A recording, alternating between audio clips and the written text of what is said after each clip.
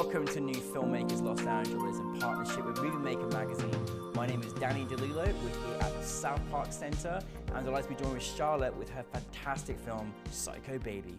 Let's take another clip. I'll tell Sadie the truth. Then she'll understand.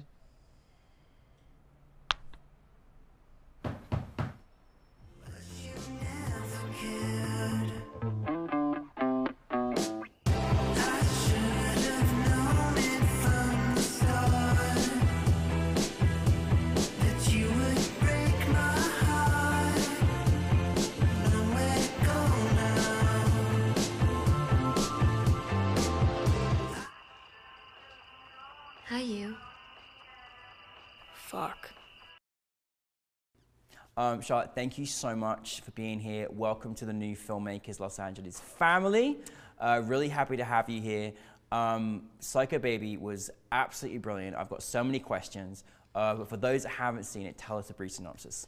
Sure. Psycho Baby is a queer dark comedy about a love addict and a psychopath that get entangled in a romantic relationship. And our lead character, Andra, is a diagnosed psychopath, and basically she's challenged by a girl who gives her a love letter, and she doesn't think she's capable of being in a relationship or being in love. And before she knows it, and like all queer relationships, she just gets thrown into it, and overnight they're in a very serious something. Yeah. And we kind of see, how is this going to go? Two people from very different sides of a natural spectrum, and keeping those grounded and realistic, and you know, it's not a slasher. So. It's a brilliant story. Like I was like so intrigued from the very first moment, from that first shot where, you know, you're like the whole speech that she has and tells about her experience and her feelings. And I was like, oh, I've never seen a film like this. This is so cool. It's always so refreshing to see, you know, brilliant new ideas. We've never really seen it from these perspectives either. Like, where did the inspiration come for you in creating this story for us?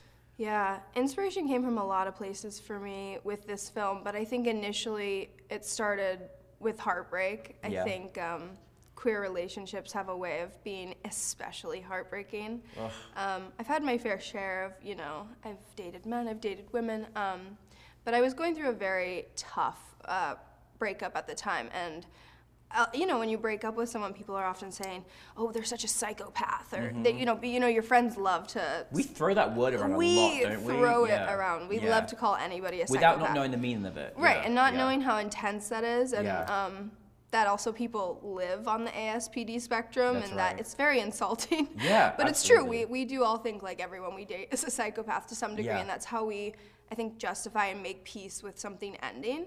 And so at first it started as a way for me to work through my own emotions, but then as I started writing the piece, it became, you know, it was a more realized thing of, oh, this is a bigger thing. I'm realizing that in Hollywood, when people have characters that are on this ASPD spectrum, which is antisocial personality disorder, and are on this, you know, a social spectrum of, you know, maybe not operating in the same way that a neurotypical would. And as someone who's neurodivergent and is on the spectrum in my own ways, and queer and, you know, disabled and so many different things, it's really important for me to look at characters like this and be like, how can we ground them? So then it became about how can I do this justice, this psychopath character?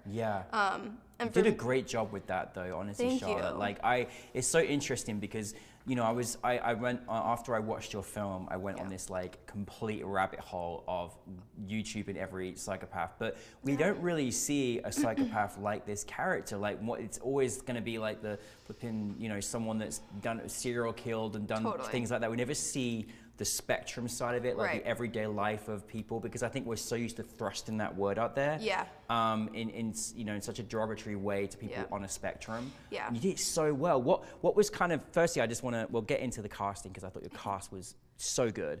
But how did you go about like even researching this, particularly on a level-headed where you could relate to this character? Well, for me, at the time, I did feel like I had dated a handful of psychopaths. And I think I will still say that I have, and probably you have. I also love people who are on this spectrum. And again, psychopath is kind of an antiquated word. Now, as much, we wouldn't really classify it in this way, but it is that grabby word that everyone looks for. Exactly. But people are all over this spectrum, this social, antisocial spectrum. And for me, you know, I think I wanted to do it justice, so I wanted to talk to people who are on this spectrum. And I do have a close friend who's on this spectrum as well, and so I was speaking to her about it, and I was really like watching so many films about psychopaths and like seeing like, okay, yes, like even my dad was like, well, when is she gonna kill her? And I'm like, well, never, because that's not the point. Like 1% of all psychopaths are violent, so okay, that's like, why is that all we ever see? So, and that's a very important statistic. Yes, it's super important. And they say it's either 1 in 14 or 1 in 25. Now the numbers are kind of always shifting based on what they classify, but are psychopaths or are on this spectrum. So it's like in this room alone, there's maybe one, you know? And they're not necessarily going to be a violent slasher type, but they're not a Dahmer type, which I think is important. We love them. We're friends with them. So how could I do this in an honest way? How could I write this in a way that felt like I was doing it justice? So I started actually interviewing people through Reddit and anonymous sources. I gave an email, and people were really generous with their time. People who identified on this spectrum did reach out to me, and we did have really at-length conversations, and I used a lot of their sound bites and like stuff in the script to make sure, you know, I was portraying Andra in a way that felt real. Like she could be a real person who was struggling with romance and she didn't understand it, and maybe she couldn't connect with people in the same way, but that doesn't mean she doesn't have the desire to connect. No, not at all. And you did that so brilliantly with Andra and with, you know, your psycho baby in this case. Thank like, you. What a great performance. Like I was mesmerized by just how she played her. Like it was fascinating. How did you go about that, and how did you find her, but also just how did you also direct that too? Savannah Summers plays Andra, and she's incredible. So good. From the moment I met Savannah, I knew I had to put her in something. And I think in the process when I had this idea for Psycho Baby and I was processing, I met Savannah out in the queer scene here in WeHo actually, and we became friends, and I knew she was an actor, but she hadn't really been given a shot before. And I think in Hollywood, that's what everyone's always looking for. They're like, well, when is someone gonna give me my chance? Whether you're a filmmaker like me, you're a writer, you're a producer, you're an actor.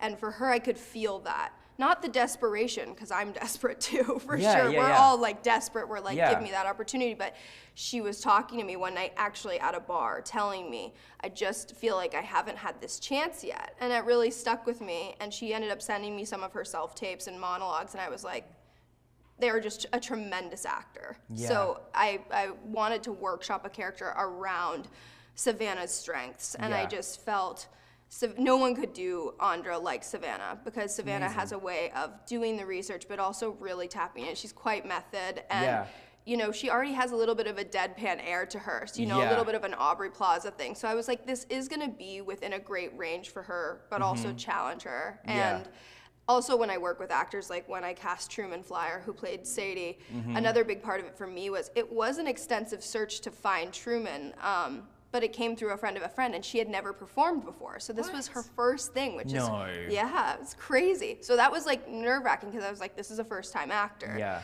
But she absolutely crushed it. Oh, she crushed it. She crushed it, but we changed the script around her as well. And for me, once talent is attached, I will go back into the script and find places where I can tweak it to, I hope, help that actor deliver a better performance, because I think it's all those steps that lead up to, like, before you're on set, what can I do to be the best director? Because I have that power. I also wrote this script, so why don't I just go back and make it so it flows for them? And these words, maybe they're clunky in their mouths. Okay, so this isn't working for this actor. I need to adjust this so that they can deliver a performance that resonates more. And I tried to do that. I failed in some places of this film, I think. Sure, that's amazing that you have that relationship, that, you know, you also, not just a relationship, you have that understanding to be able to, you know, because sometimes I'm sure you're writing, you never know what's going to walk in the room or who's going to suddenly be that person. And so, you know, some people are not even willing to even consider that, let alone do that. So that's such a great, wonderful thing that you did there as well. And I thought the way they really felt like, I felt like this was, it almost felt like almost documentary. It was like that real at times, you know? And so, and I love the way that, you know, the playfulness against, you know, and just how, you know, there was love there on both sides, right? But they just communicated love in different ways, and there's no right or wrong with that. It's just like how it was just different. What was like, I mean, making this film, like I think again, it's always amazing. We've never been in a situation before like this, and I think you gave a real treat for actors to play these kind of characters as well. But like, you know, what was the uncovering of the journey? Like, was there things that you discovered along the way that you felt like, oh, I didn't know this was going to happen, or what things did you kind of discover on this particular film? Oh my gosh, so many things. I think on every project you're just learning so much and you're failing so much. You're failing into success.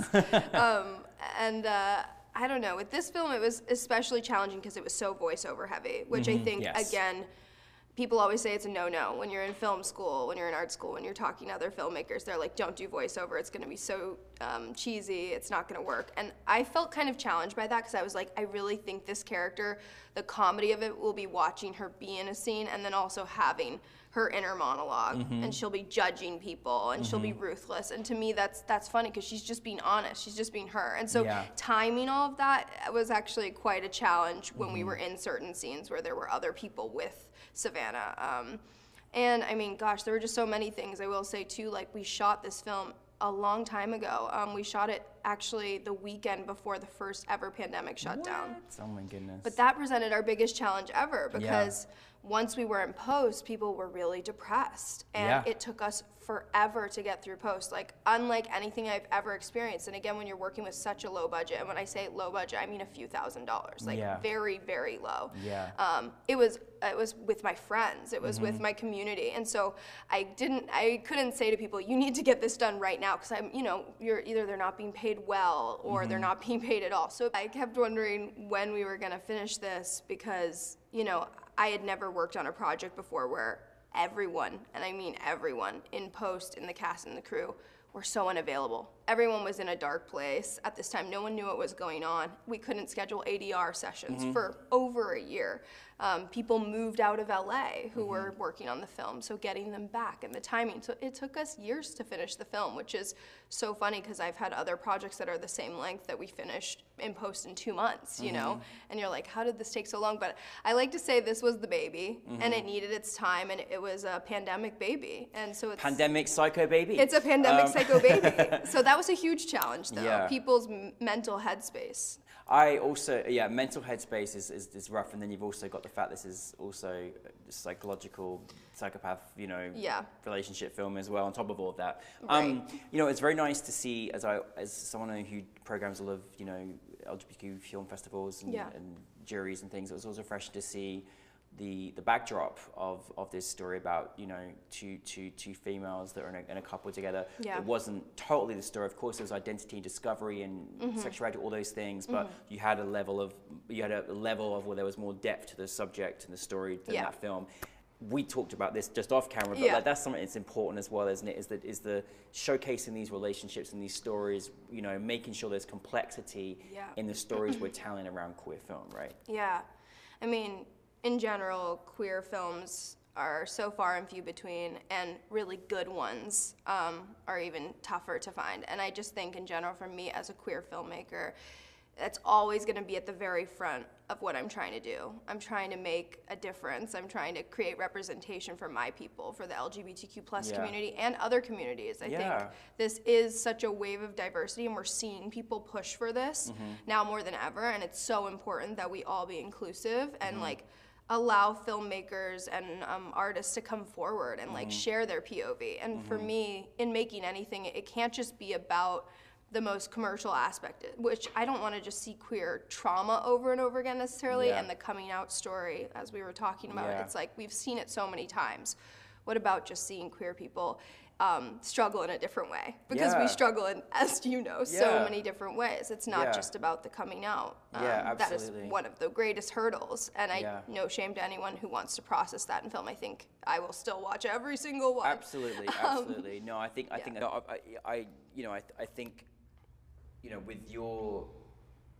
with the film that you've made and created, I think that you've also shed a light on on the spectrum, and it's so refreshing to actually see in look of a psychopath and really relating to that.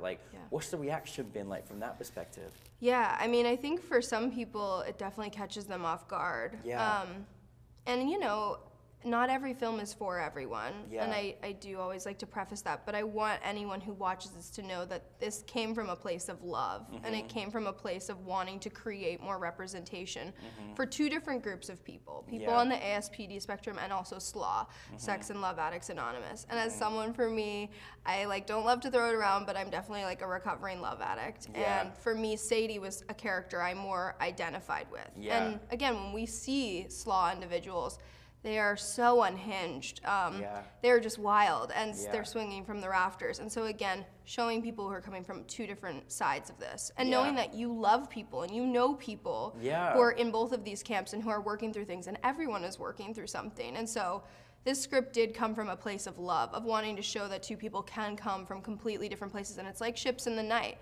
And just because you miss each other doesn't make it anyone's fault. And I think in the end, I was hoping people would question, well, like, who is the bad guy here, right? Or who is this psychopath? Because is it the person who shows up from the beginning saying, I don't think I can do this. I'm telling you I don't think I can do this. And this other person saying, no, you can. I'm going to make you do this. And then that person, the one who's saying, no, you can, is the one who walks away. Interesting, right? And so then you go, well, that's a little challenging to watch that. Because I think that's how we all feel in our dynamics. We have a way of being like, well, they're wrong. And it's like, they so are, but so are you. And you're going to do the same thing to somebody else, I'm sure. And yeah, it's just a way to process, I think, all of these emotions in more extremes, but also like hopefully ground those extremes and not use them as ways to like exploit what I hope it is not exploitative in any way. Yeah, no, I think you got the tone of it really, really well. What is next for you, Charlotte? Oh gosh, I'm hoping to make 2 new shorts in the next year or so, and then I'm also writing a feature that I'm maybe not super ready to talk about yet because I'm still working through it, but it is another queer dark comedy, and I'm hoping it will be my debut feature. So we're in that camp. And then with Psycho Baby, a producer actually recently approached me kind of wanting to package it as a YA TV show. So I think we're gonna try that. I was kind of ready to move on, but at this point I'm like, if someone comes up to you and says, well, I see it this way, you're like, well, okay. You know, you're like, we'll try that. But I have to be flexible in that because it will change a lot from, I think, what it is right now. But I'm excited at any opportunity. You know, I think when you're like a young filmmaker, you're just hoping anyone sees a glimmer of something. And you just have to follow that. And I'd say that's like what I've been trying to do. Well, credit to you because you got the basis of a really strong story and characters that we still want to see more of. So that's credit to you and you know, your writing and the universe you created for us. So well done on that. Just lastly, just to finish, you know, it's really hard to get your stories out there, to just have that push through confidence to be like, I want to put my things out there. For you as an artist, as a creative person, like, you know, do you have any advice out there for filmmakers that just want to like articulate and get their story out there? Yeah, I do get this question a lot, and I think it was a question I asked for so long and a question I'm still asking. And I think the best advice I could ever give was just get out there and start making things. Get a DSLR. Don't think about the resources you have. Like for me, I never think about the resources. If I really want to make something, I will just go make it. I don't need the Alexa 35 to tell a story. Do I want it? Absolutely. Do I want $50,000? Absolutely. But if I only have $500, or if I have no money, if I'm asking friends for favors, can we go out this weekend and shoot this thing? For me, that's where it all began. Like back in college, I made a web series. I made 2 seasons and 22 episodes of a gay web series, and that kind of launched my career. Like Vice wrote about it. It was this thing. And we made that for absolutely nothing. We did that with friends, and like, for me, it is just get out there and do it. If you love it, chase that story. You're gonna, you know, naturally make something pretty crappy every now and then, and I think that's so part of the journey. But just go do it, and don't think about all the hurdles, because that is what producing is, as we know. You're constantly hitting roadblocks, but the best part is you're gonna get over every single one. And you're gonna do it in that moment, and it's just about starting.